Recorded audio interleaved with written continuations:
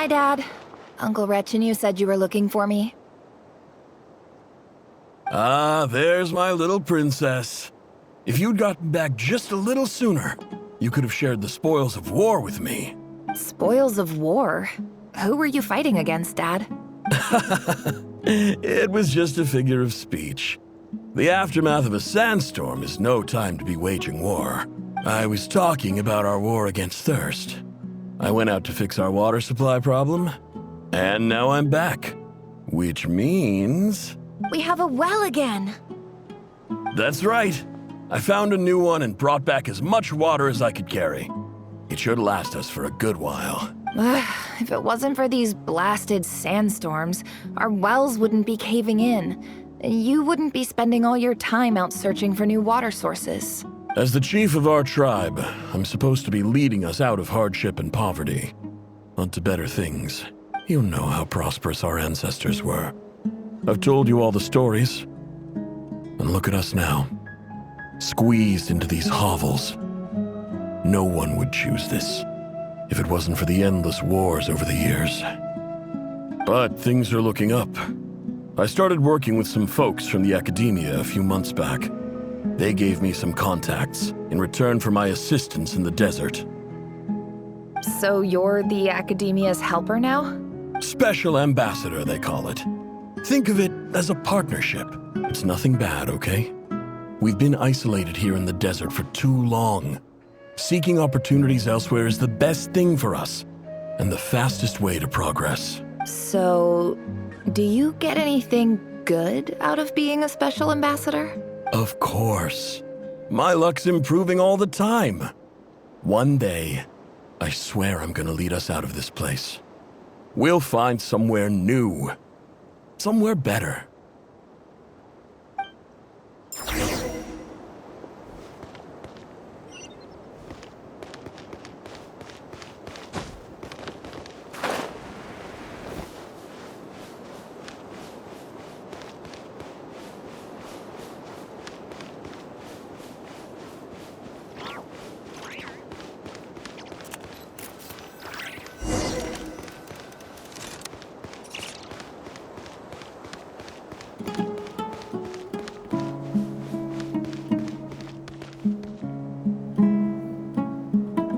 That's our well, and you know it!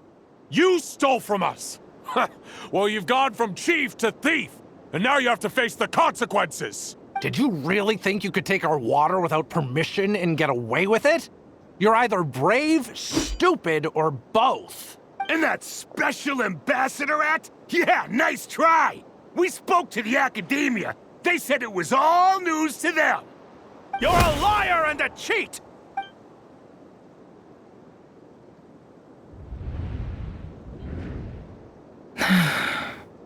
I heard Yehuda gasp, but I don't blame her. Most people are terrified by the sight of blood. Corpses strewn across the ground. The wounds are clearly from scimitars and daggers. The desert dwellers' weapons of choice. There's a handwritten note on the ground. Let's see what it says. Halil, this is Sinuhe, chief of the Shimti tribe. Surely you remember me. I was the one who helped you and your colleagues avoid the quicksand in the desert. This is my second time writing to you. I assume my last letter must have gotten lost in the mail, as I didn't receive a reply. I hope this one makes it to you safely. I'm writing to you because I need some help. That sandstorm the other day completely blocked up our well, forcing me to look for another water source in Iab and Unut territory. It was a matter of survival. Praise the gods. The well of the Iab tribe was intact. It was my last resort. I drew what water I could and left, but not without being spotted. I fear they will retaliate. You told me to write to you if I ever needed help. You said you'd be my ally in the academia. I urgently need you to formally recognize my title of Special Ambassador and send some of your people to assist me for a few days. It's the only way I can convince them that this was the academia's decision and prevent them from retaliating. This is an emergency. Please send help as soon as possible. Looks like this letter never got sent. The writer died a grisly death, and the letter was trampled into the ground. It's badly defaced. Some parts are barely legible. What a ridiculous lie the surviving Shimti tell. Their whole village was butchered over a sip of water.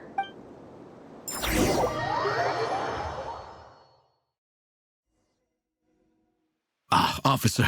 Welcome. Welcome to our humble village. I thought you would at least have the courtesy to provide some respectable libations. This is the finest wine Aru village has to offer. I promise.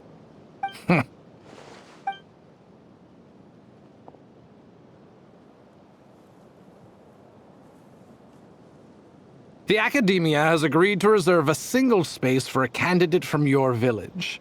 But I remain skeptical of this entire endeavor. I highly doubt anyone in this desert possesses serious academic potential. Please, have faith. If not in us, then in our god. The child we found shows great promise. I beg you, take her away from this place. Give her a chance. Don't let her talent go to waste. I don't recognize her. New arrival? She showed up here a few days ago and we took her in. She's a really bright kid. Please help. I'm begging you. So, where are you from? Nowhere special. Just a sand dune. What about the rest of your family? How many of you are there? Just the one. It's only you? Correct. So, no brothers, no sisters, no mother or father? Any who have slept on a bed of sand, I call my brothers and my sisters. Apart from that, I have no family. All right. Get over here. Sign your name on the form.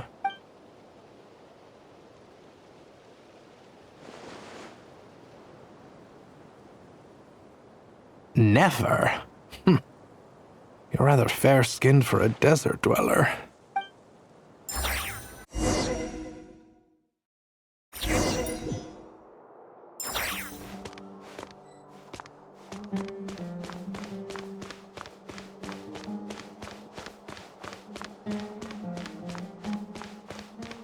Can't hide the truth.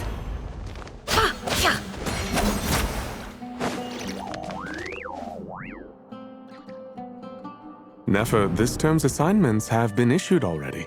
Please read through the materials thoroughly, conduct your own additional research, and then write an essay on the topic. Yes, Professor, I'm aware.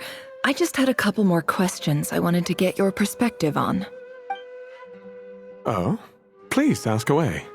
Well, I saw the other students' problem sheets, and I couldn't help but notice that my assignment is much easier than theirs. Do you really think I'm a weak student? A weak student? Goodness, no. Quite the opposite. You have a sharp mind, almost too sharp. I think what you're saying is, a weak student wouldn't have noticed the discrepancy. And if they did, they certainly wouldn't complain about the lighter workload. You see, sharp as they come. You see things the way they are, and I'm sure you know why they're like that. Because of where I come from. Because I'm different. I'm sorry, Nefer. I don't like it any more than you do. It's just... Anyway, you said you had a couple of questions? What's the other one? I wanted to check. If someone sent me a letter to the Academia, where do I go to collect it? Ah, your family wrote to you. Well, as long as they put your name on the envelope, someone should hand it right to you. Not exactly. It's not even a recent letter. I was just curious where the mail would end up if no one collects it. The House of Dana, I expect. I know there's a box for unclaimed mail somewhere in there, probably sitting on a shelf. Whatever you're looking for, that'd be the place to start. Okay, got it. Thank you, Professor. Oh, don't mention it. Honestly, I feel like I failed you. I'm supposed to be your teacher, but I haven't taught you anything. Hey, don't say that. You're a great teacher, and you do your best for all your students. But the rules are the rules. You're not allowed to teach students like me. It's not just the Academia either. The whole world bends over backwards for the successful, and leaves the losers to suffer and die. Oh, my dear child. Don't tell me you've given up on life already. I haven't. I just think that if you want to make it in this world, you have to find a way to become successful.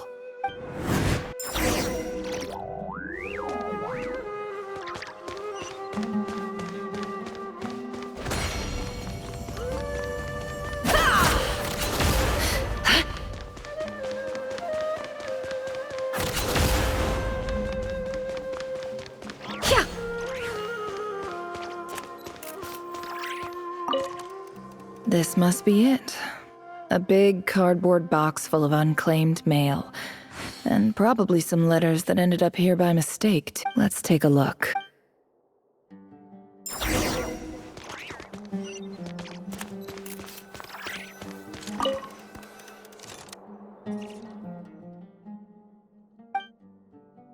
A dilapidation survey from Port Ormos. Looks like it's from a Core of 30 representative. What a strange thought. A bunch of mercs losing sleep over rundown buildings. This one was never even opened. I guess the recipient didn't care what the Core of 30 had to say about anything. Who was it addressed to? I don't recognize the name, but it must have been a Kasharawar professor. This one is addressed to the Immorta Sage. The title is Changes Observed in Satyavada Life Symptoms. Why do all these letters read like full-blown dissertations? Guided by the incense, we became lost somewhere in the forest. All the barriers between levels of consciousness disappeared as our minds soared around in circles, looking for a branch to seek refuge on. In clinical terms, these symptoms fit the description of incense poisoning.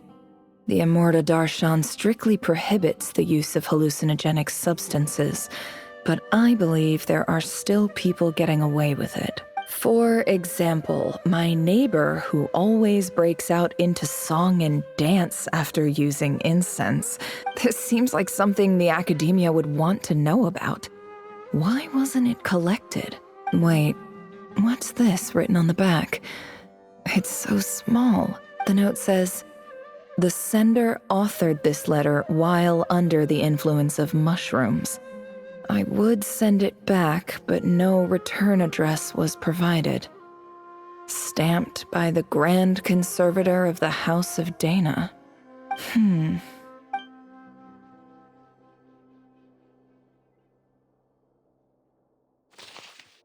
This next one is addressed to Grand Sage Azar. A few words of protest regarding recent changes in Sumeru's educational policy. In recent years, the academia has taken on a small number of students from the desert region, as per the policy to this effect. However, it appears to me that these students have not, in fact, been provided with educational opportunities that are, in any meaningful sense, equal to those enjoyed by their peers, as well as receiving dumbed-down assignments and perfunctory tutoring. They do not even have full access to the Akasha system. Education is the fundamental purpose of this institution, which should go without saying in a nation whose founding virtues are knowledge and wisdom.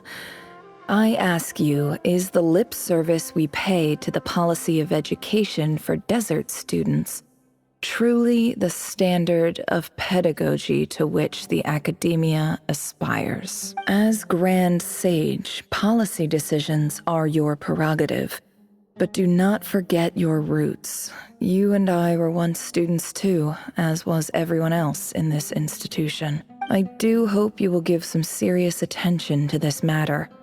I encourage you to discuss issues like this with myself and others, and listen to some alternative opinions. Great letter. Shame it didn't get to where it needed to go. And the sender is... Sage Cyrus of Spantamod.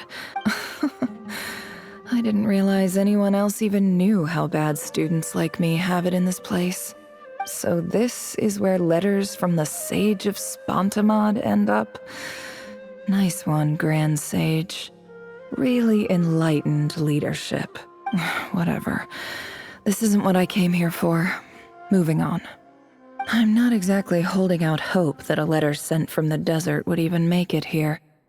But if it did, where else would it end up if not in this box? I can't believe how much discarded mail there is. Must have been years since someone last went through it all. And this is just one box. The whole House of Dana is boxes on shelves. I don't believe for 1 second that any human being has sat down and read through all the documents in this place. Who has that much free time on their hands?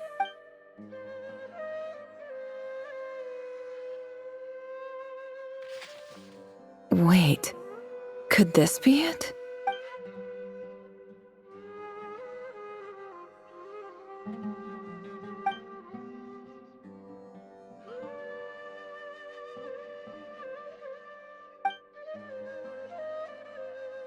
Greetings, Halil. My name is Sinuhe, chief of the Shimti tribe. I was the one who came to you and your colleague's aid when you ran into trouble in the Great Red Sand. I don't know how well you remember it now, but I brought you to safety and gave you some water and other supplies. You seemed very pleased and told me your name. In my tribe, learning a person's true name is serious business. And I therefore see you all as friends. You were kind enough to leave your contact details, so we could stay in touch. The Shimti tribe lives a harsh, nomadic existence in the desert. You were sympathetic towards my plight, promising to make me a special ambassador of the academia and help us find a way to make a better living. This brings me to my reason for writing. Our tribe has fallen on particularly hard times, and I would like to ask for your assistance. There was a terrible sandstorm a few days ago, which blocked up the well in our land. To ensure my people's survival, I had no choice but to venture into Eob and Unut territory in search of an alternate water source. The Eob and Unut are descended from the Thamudians, while we trace our ancestry to Tulatala. We worship the Lord of Flowers and have had relatively good relations with our fellow tribes up until now. I found a well belonging to the Eob tribe. They declined to help us, but I really had no other option. So I took some water to keep me and my tribe alive. My actions are certain to incur their wrath. When we met, you assured me that you would be my ally in the academia. I would like to take you up on that offer, because I really need your help. I wonder if you could send an academia representative to meet with me. That aside, the last time you were here, you mentioned that the academia had started accepting students from the desert, and I told you a little about my daughter, Nefer. We have next to no resources here in the desert, and my power and influence are limited. Would you consider enrolling my daughter at the academia? She is a smart girl. I know she won't disappoint you. From the outset, the academia never took you seriously. Those things they promised were just empty words. I doubt they even remember the name Sinuhe. And you were so emphatic that your luck had finally changed for the better. You swore you'd lead us to a better place one day. You spoke with such conviction, like you were the most powerful chief in the whole desert. You liar. You lied about everything. You promised the world and delivered on none of it. And who fell for it? Just me, by the looks of it. Despite your best efforts. Which makes you a pathetic liar. You weren't even any good at it. I think I'll take over from here. Let me show you how it's done.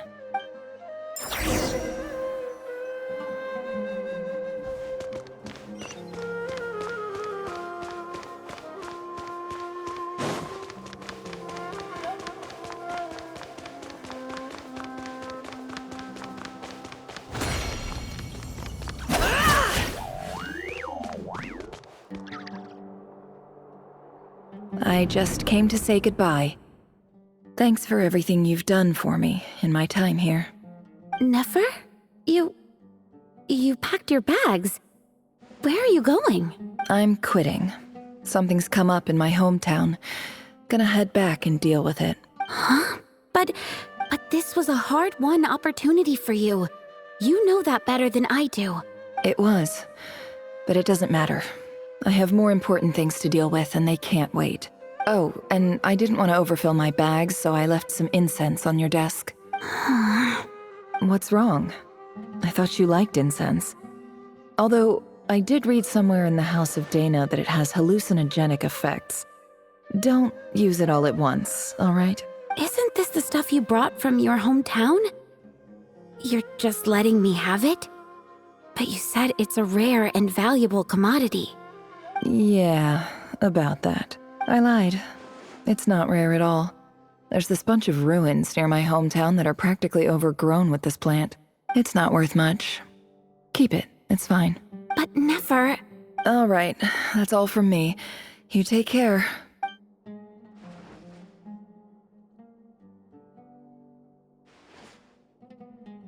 Don't forget me, okay? I mean, we're more than just classmates, right? We're friends. Yeah, I'll remember you. I lied again. That incense is worth a fortune, and it's a rare find even in those ruins. And as for remembering her, I have far too much to do when I get back. No time to reminisce. I'll be lucky if I even make it through this alive. But either way, I expect I'll forget you pretty quickly.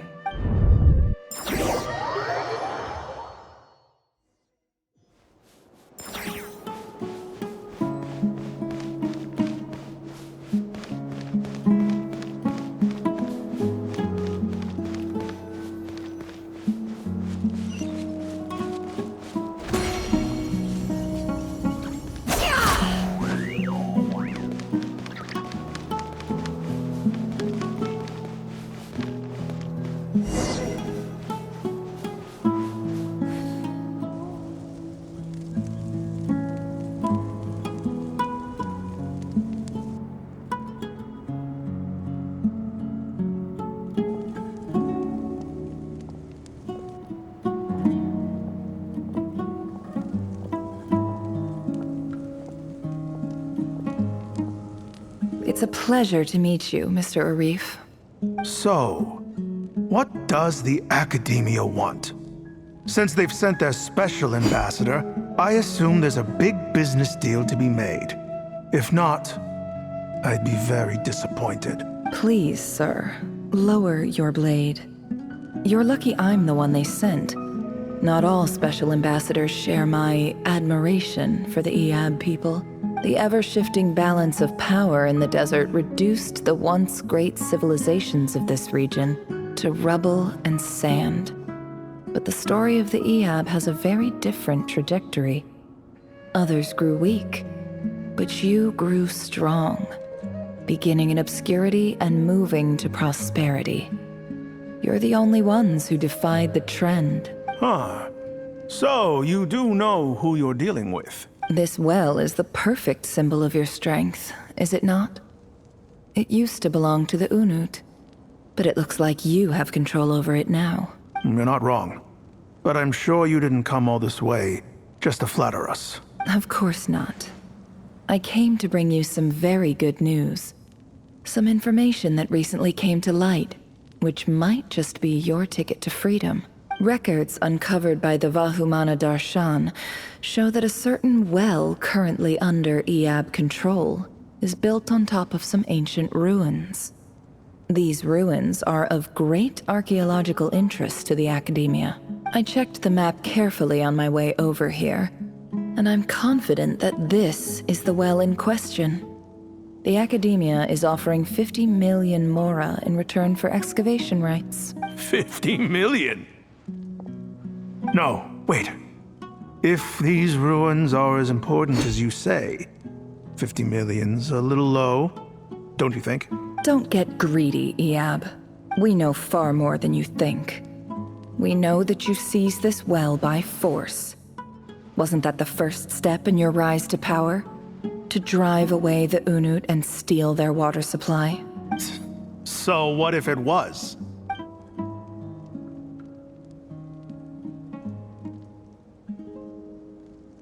Don't worry. As unscrupulous as it was, it's something we're willing to overlook. The Academia is only interested in dealing with the de facto power holders in the region. I hope I am making myself clear.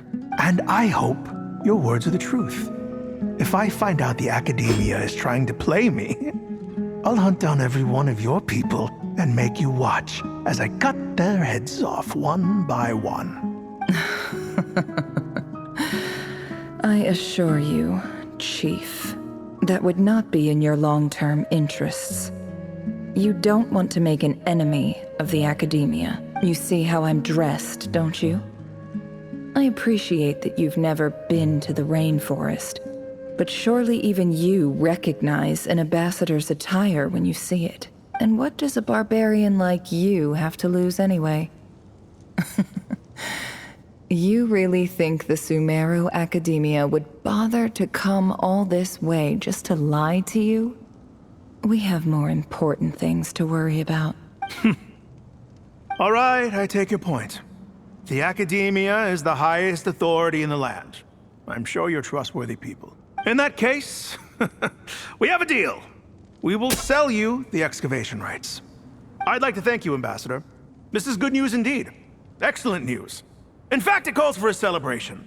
Would you do us the honor of staying a while and enjoying some Eob hospitality? Gladly. I am partial to wine myself, and I trust you are as well. So let's indulge in a few drinks together, in celebration of this momentous occasion.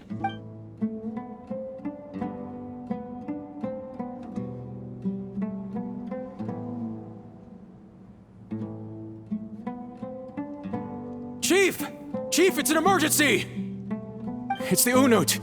They've taken the well. What? Well, don't just stand there. Take it back. Yes, Chief. I have every confidence in the Eob's military superiority, and yet... Well, what is it? The Unut's response was alarmingly fast. The day after we reach a deal, they seize the well. This can't be a coincidence. Perhaps there is a traitor in your midst. I don't think so. I am obliged to remind you, Chief, that the Academia will only deal with the de facto power holders. If you cannot regain control over the well, I'm afraid you won't see a single mora of that 50 million. No! Please, Ambassador, just give me some time. I swear the Unut will not get away with this. That well is ours, and so is the mora. Glad to hear it. I will wait here for an update. If there is a traitor, I will find them. In the meantime, make yourself at home. I'll report back as soon as I have an update. Much obliged. Wow. All it took was a few words and I've got him wrapped around my finger. What an amazing feeling. So, in summary, Ambassador, the Academia would rather negotiate with our tribe instead of the Eob, yes? The Eob are ruthless murderers who don't listen to reason. And now they have the gall to interfere in our research projects in the desert region. So let me ask you, Chief. If you were the Academia, what would you do? Kill them all, of course. Precisely. The Academia does not tolerate those who stand in our way. The Eob have held back our academic pursuits for too long, and our patience is wearing thin. At the same time, there is simply no way that the Academia can be seen to be intervening in desert affairs. I'm sure you understand where I'm coming from. We have our own rules out here. If the rainforest dwellers raised arms against a desert tribe, it'd start a bloody war. Right. We can't confront them ourselves, but we can support their enemies. The Unut have always had strained relations with the Eob, which makes you our natural allies. Natural allies. Weren't the Eab your allies once? You were quick to send them after us to protect your interests back when we stole that water. And now look at you. You're at each other's throats. Let me be clear. The Academia wishes to collaborate with the legally recognized rulers of the desert in this matter. We are asking for excavation rights to that well, and our offer is 50 million mora. Say no more. I believe we have an understanding. Good. Then I suggest you get to work. Get us access to that well, and the mora's yours. You see, Dad? Lying is easy when you know how. People will believe anything.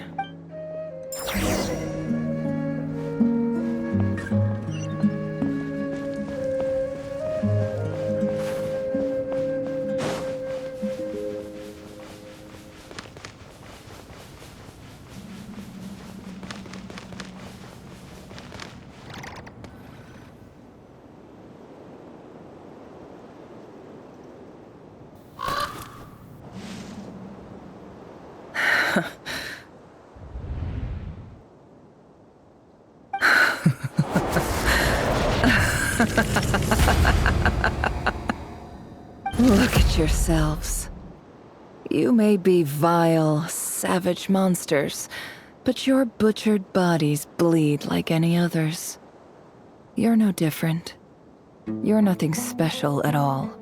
The monsters who destroyed my home, they're just ordinary, petty human beings. What a joke. I think we're even now.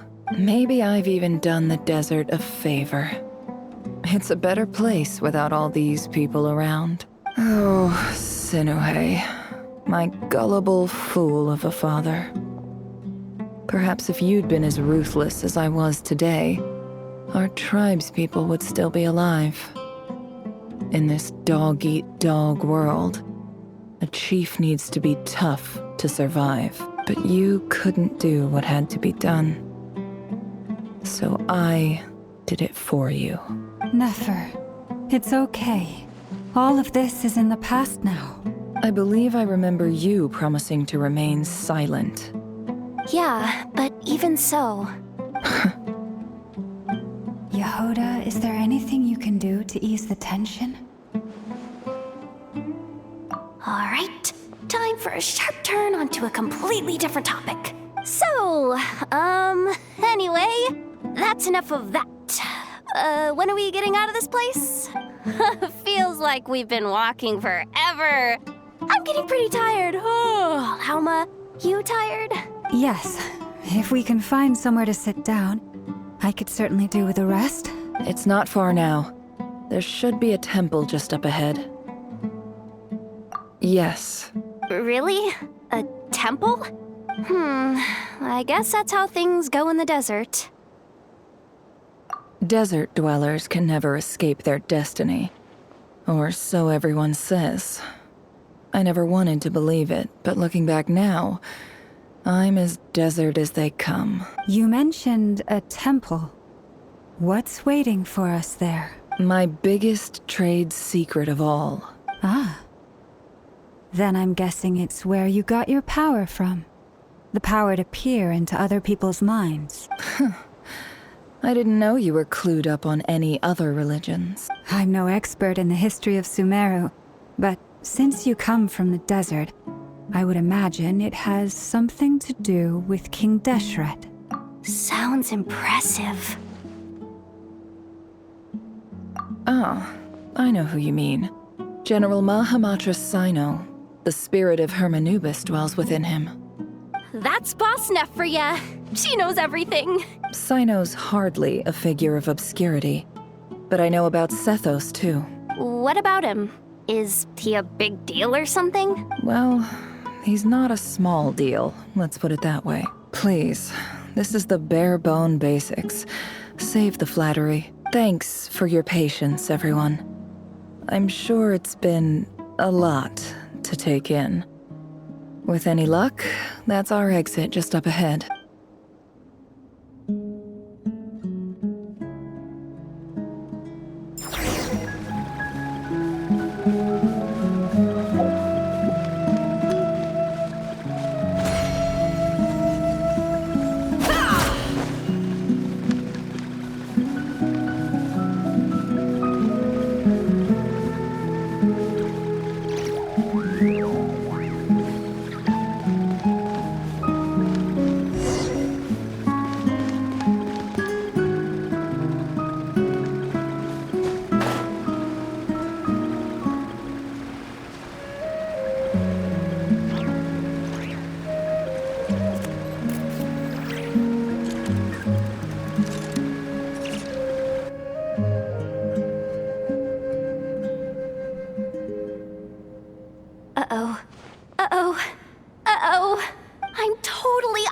depth here.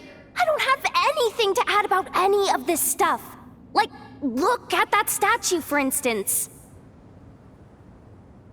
I want to do the whole name-dropping, this girl knows her stuff thing too, but I've never seen anything like it before. A statue with the head of a bird. That's Thoth, the Ibis King, one of the 7 pillars of King Deshret. The legends say that he, the Crocodile King, and the Goat King were the 3 retainers of King Deshret. Let's take a look.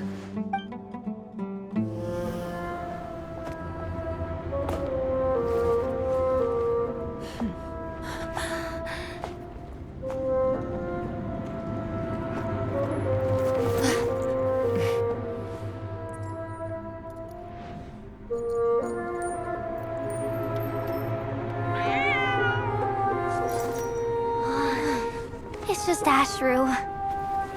So, all is well?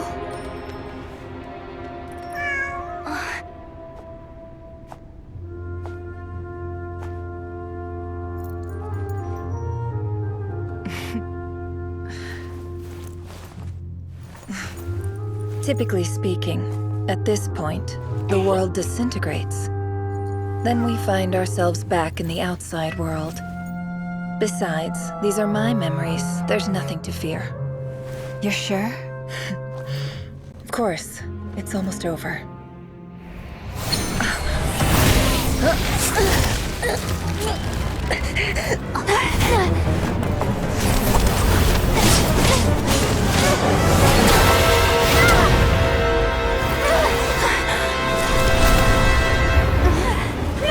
Hold on!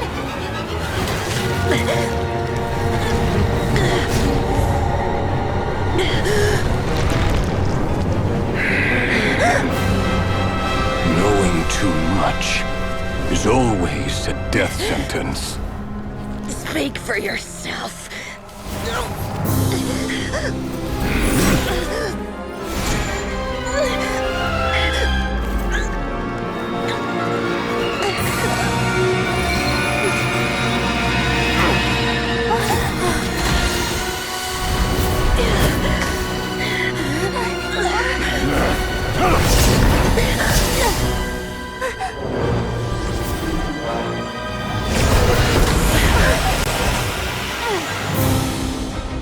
How repulsive.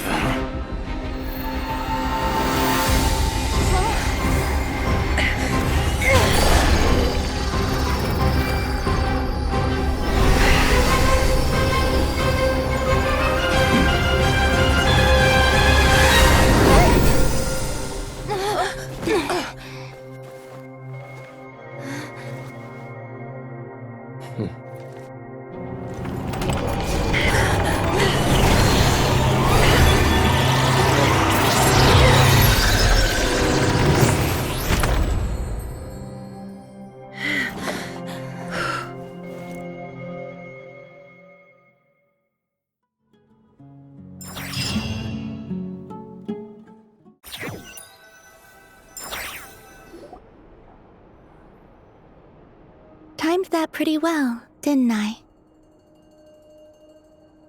It's okay. I'm just glad no one was hurt. Paimon noticed you doing something too, Dainsleif. Were you helping get them out? Of course. When I asked Nefer to conduct this investigation, I was not naive to the dangers involved. I had a duty to ensure your safety. Good to know your sense of justice is still intact after all these years. I take that to mean that you saw the truth. That comes as a great relief. I certainly did. And thanks to your help, I also managed to trap Rerir inside the chess set. Whoa, really? How'd you manage that? Well, to be honest, I sensed that something was wrong long before we made it to the temple. By using this fragment to probe into Rerir's past, well, the monster formerly known as Rerir, it seems I alerted him. I was tracking him, then he caught on and started tracking me too. Can't say I'm surprised. But how did he track you through your thoughts alone? That shouldn't be possible. Rerir was a secret agent who reported directly to the Vinster King. He is an expert at finding a trail and hunting down his pursuers. No wonder. He infiltrated the chess set, read my thoughts, and built a new virtual chess set inside of it. That's why we weren't able to leave at first. Speaking of your chess set, it's quite a remarkable item. Would I be right in thinking you have some connection to King Deshret? You overestimate me. I only have a connection with one of his underlings, the Ibis King. You all saw how this came to be. A long time ago, the Iab massacred my tribe, the Shimti, in our home village. A few years later, I enrolled in the academia, where some new information came to light. The Unut and the Iab fought a bitter battle over the rights to a well, all for the sake of a non-existent 50 million mora. The Iab ultimately won that confrontation, but their victory came at the cost of almost every warrior in the tribe. The final blow to the Iab came at the victory feast, when an Unut assassin beheaded their chief right before my eyes. The remaining Iab fled and have been scattered to the winds ever since. Having gotten my revenge, I returned to my hometown, where to my surprise, the nearby temple was still standing. There it was, seemingly immune to the relentless hostility of the desert, while my tribal home lay in ruins.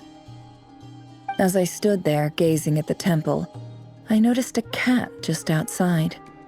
This cat, as it turned out, was home to the spirit of the Ibis King. He led me to a gate deep inside the temple, and there he made a deal with me. This chess set is my gift from the Ibis King.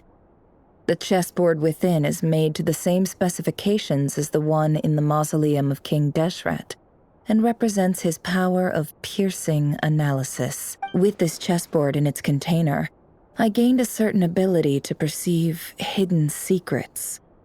Now, you could conclude that the Ibis King simply wanted to give the people of this world the power to seek the truth, but I don't believe that's the full story.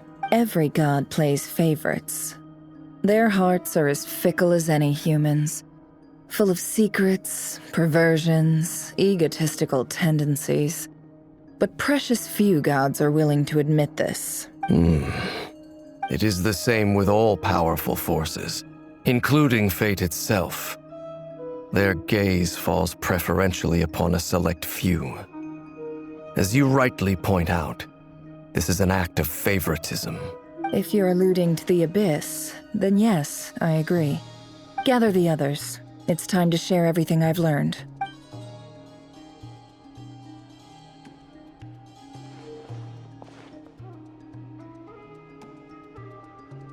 Thank you all for being here. As promised, I did some further investigating into the Reicher of Solnari's background. I am pleased to report that the investigation has been most fruitful indeed. The Reicher of Solnari, real name Rerir, was once a Conrian subject who served the Vinster King. I will now share the important details of his story. Please save any questions or comments for the end.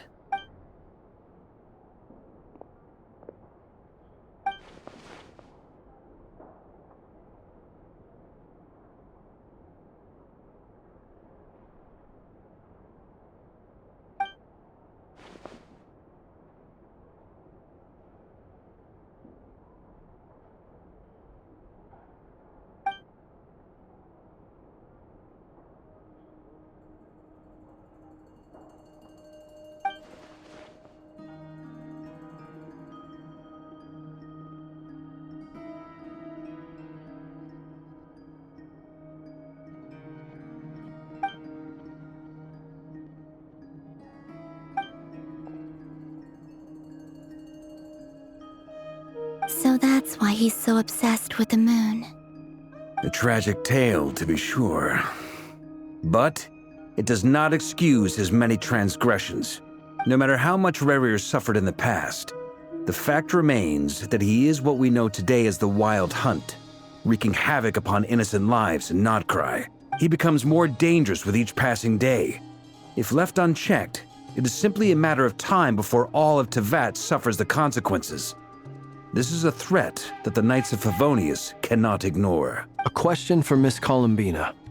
Forgive me if this is presumptuous, but have you ever seen the spatial gateway that appeared in Rerear's memory? Never. But I have heard stories of something called the Moon Gate, and this seems to fit the description. Miss Lauma, any thoughts on this?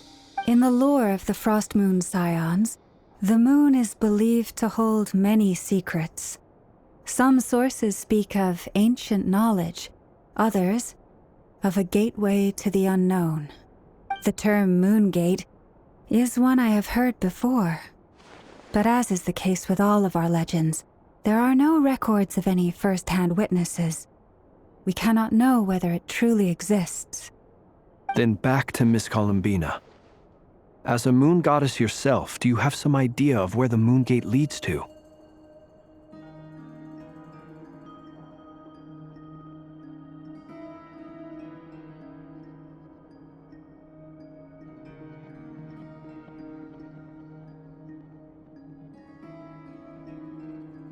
Not at this stage, sorry. I do hold the power of the Frost Moon, and my strength is recovering well. I can sense that the gate would open at my command, but... But there's more to the power of the Frost Moon than that? Yes. A moon goddess has the right to open the Moon Gate, since it is a path to the moon. But as never mentioned, holding open a spatial gateway takes a huge amount of power. And right now, I need to conserve my energy to fight the Rahier of Solnari. I'm afraid this is one mystery we may have to leave unsolved for now.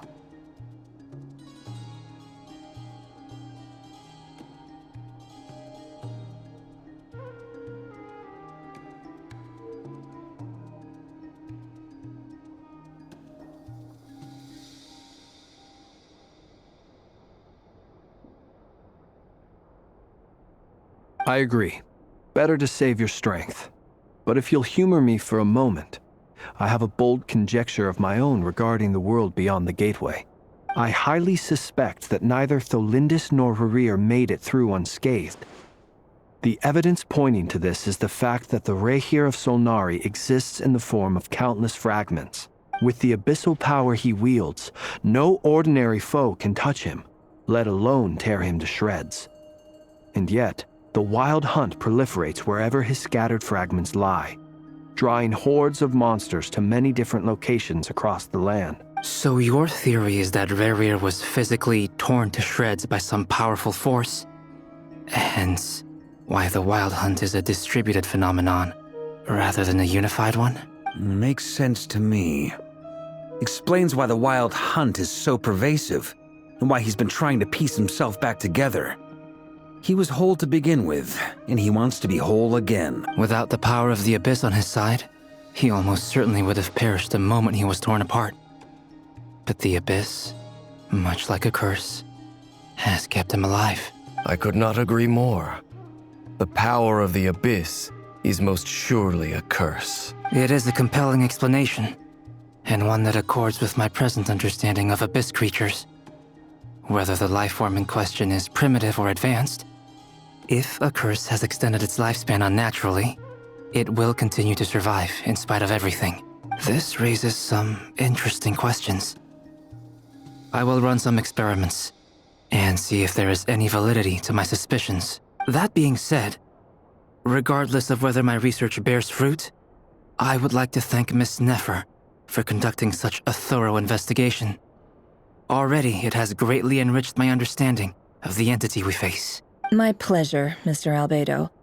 I too hope that the information I have shared today proves useful as we look to formulate the next stage of our plan. Hey!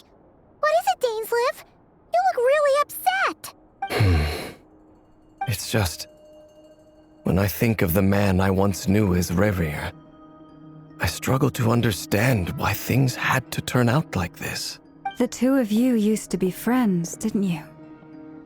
I don't know if these words will bring any comfort, but my heart goes out to you. Mine too. We can never know all the hows and whys of the way things are. The moon and stars are full of untold secrets and lies. And the skies are host to many more mysteries than these alone. Yet, none of that can begin to compare with the complexity of human life. Those are the first comforting words I've heard in a long time. Thank you, both. Well, I think this is a good place to end today's meeting. I'm sure Nefer needs some time to recover. She's been through an awful lot today. That's very thoughtful of you, Lama. Of course. Sounds good to me. Take some time to rest and digest before we reconvene to nail down a plan.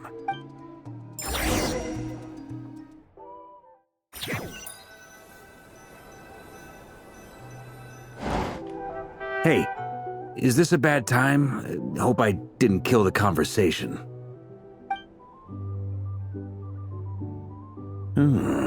Nice room. Oh, I'm not coming in, though. Why not? It's just a hotel room. If it's all the same, I'll just stay out here. I might not look the part, but I'm technically a knight. Barging into people's private quarters isn't the kind of thing we do.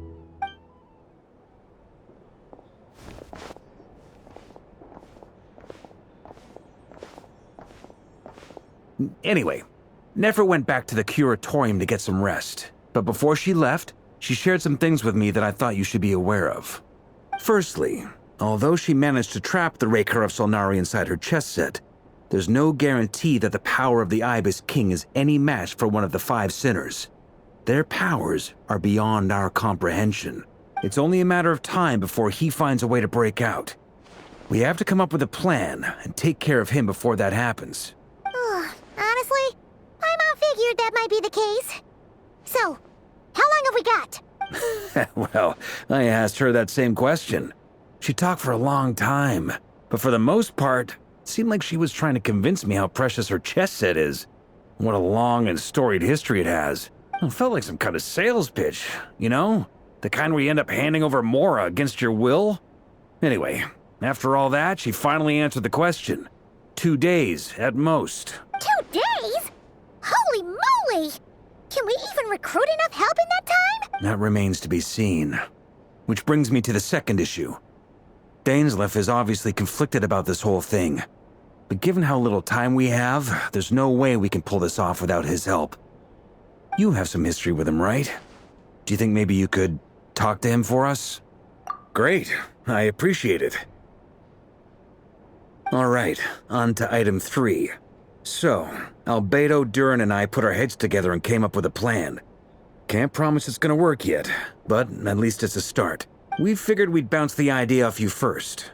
We'll explore it further once everyone's recovered.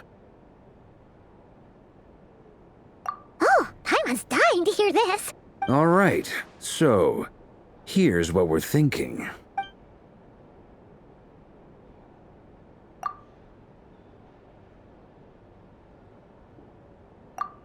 We felt a little uneasy about roping you into this. I mean, firstly, you're not locals, and secondly, none of us are your boss. You're well within your rights to refuse if you so choose. Roping us in? Why would you even say that? We know the stakes here. It's all of us against the Reher of Solnari, or none of us stand a chance. I choose my words very intentionally, I'll have you know. I like to think there's an art to striking a down-to-earth tone even when the stakes are through the roof. Sir Varka, I have a few thoughts about this plan. I'm all ears. I think we can be more flexible with how the roles are allocated. In my view, the most sensible lineup would be like this.